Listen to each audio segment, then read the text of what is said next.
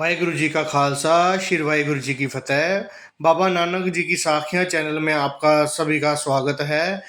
आज हम पार्ट दूसरा बताने जा रहे हैं जो बाबा नानक जी की साखियाँ का है। वो इस प्रकार है। पहले पार्ट में जब भाई बालाजी आज्ञा लेकर निवास करने लगे, तब उसके बाद हम शुरू करते हैं। दूसरे दिन गुरु जी ने भाई बाले को बुलाकर अपने कंठ से लगाया और प्यार सहित बिठाकर पूछा, हे बाला, आप यह तो ध्यान होगा कि गुरु नानक देव जी का जन्म किस दिन हुआ था। बाला ने हाथ जोड़कर कहा, हे महाराज, मुझे अच्छी तरह याद नहीं है, परंतु लोग कहते हैं कि गुरु नानक देव जी का जन्म कार्तिक शुक्ल पक्ष की पूर्णमासी के दिन हुआ था। मैंने गुरु जी की जन्म पत्री श्री कालू जी से देखी थी, जो पंडित हरदयाल ने लिखी थी। हरदयाल ने फलादेश कहते हुए वो कहा था कि यह बालक जो श्री कालू जी के घर पैदा हुआ है, इसके ग्रह ऐसे हैं जैसे किसी अवतार ने जन्म लिया हो, और यह बालक गुरु नानक जी ईश्वर अवतार हैं। यह सुनकर श्री गुरु अंगद देव जी ने कहा, हे बाला, यह जन्म पत्री क्या हमें प्राप्त हो सकती है? तब बाला ने कहा कि यदि उस जन्म पत्री की देखभाल की जाए तो आशा है कि वो है मिल जाएगी।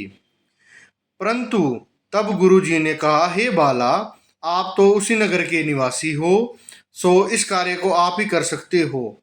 बाला ने कहा, हे गुरुदेव, कालू बेदी तो स्वर्ग सिधार चुके हैं।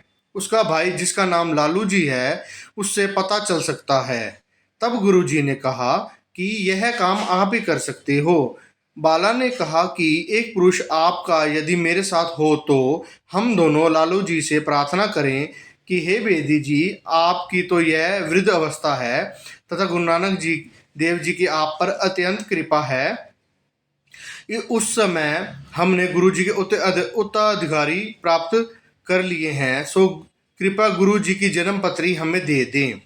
गुरु जी के उत्तराधिकारी का शुभ नाम महाराज श्री गुरु अंगद देव जी हैं और खडूर में विराज रहे हैं। श्री गुरु नानक देव जी और श्री गुरु नानक देव जी में कोई अंतर नहीं है। आगे लालू जी कहते हैं, प्रेमी जनता से कहने लगे कि गुरु अंगद देव जी ने पत्री लाने का कार्य मुझे सौंपा है और कृपया गुरु नानक देव जी की जन्म पत्री आप मुझे दे दें। तो इस प्रकार मैं लालू जी से आग्रह करूंगा और आशा करता हूं कि इस सेवा कार्य में मुझे सफलता मिलेगी। तो यह सुनकर महाराज श्री गुरु अंगद देव जी खुश हो गए और कहा, आप जिसको अपने साथ ले जाना चाहो ले जा सकते हो। तब बालाजी ने कहा, आप जो उचित समझे मेरे साथ भेज दें। तब गुरुजी ने एक जाट जिसका नाम लाले पुन्नू था उसको बुलाया और कहा, हे भाई, आप बालाजी के साथ जाएं और तलवंडी से श्री गुरु नानक देव जी की जन्म पत्री ले आएं। यह सुनकर लालू पन्नू ने कहा कि हाँ, ये हमारा सौभाग्य है कि हम महाराज श्री गुरु नानक देव जी की जन्म पत्री का दर्शन करेंगे, तो हमें यह गुरु जी का दर्शन होगा। तो यह कहकर बालाजी और लाला पन्नू तलवंडी में आए और महिता लालू के पास आकर प्रार्थना की और कहा कि हमें गुरु जी की जन्म पत्री दे दें, क्योंकि पत्रिका महाराज श्री गुरु अंगद देव जी ने मांगी है। तो हमने सदगुरु नानक देव जी के उत्तराधिकारी प्रयत्न से पाए हैं। यह सुन लालू ने कहा, गुरु नानक देव जी के जन्म पत्रिका मेरे पास नहीं है। तब बाला ने कहा कि आप कालू जी के भाई हैं और पत्रिका को घर में देखो, क्योंकि कालू जी और माता जी तो बैकुंठ सिधार गए हैं, अब तो केवल आप ही हैं जो इस घर में हैं। तब लालू जी ने कहा, हे बालाजी, इस नानक देव जी की एक तू भी मित्र है। गुरु नानक की गद्दी पर तो बाबा श्रीचंद जी हैं और तुम तो किसी और का ही नाम ले रहे हो जो महाराज श्री गुरु अंगद देव जी हैं। बाला कहने लगा कि मैं बिल्कुल सच कह रहा हूँ। गुरु नानक देव जी ने अपने ही कर कमलों से 5 पैसे और नारियल रख कर महाराज श्री गुरु अंगद देव जी को अपना उत्तराधिकारी चुना था। इसलिए महाराज श्री गुरु नानक देव जी के स्थान पर महाराज श्री गुरु अंगद देव जी ही हैं और वो दोनों एक ही रूह हैं। बाकी श्री जन जी की पूजा केवल प्रथम गुरु पुत्र होने के नाते ही होगी।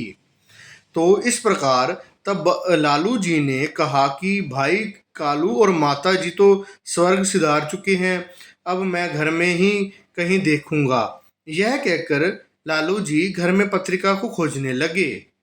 तो कुछ समय खोजने के बाद अनेकों कागज देखे, तो 5 दिन के पश्चात पत्रिका मिल गई, जो भाई जी को दे दी गई। लाले पल्लू ने कहा, अब आप मेरे साथ ही गुरु अंगद देव जी के पास चलें। तो बाले ने स्वीकार कर लिया।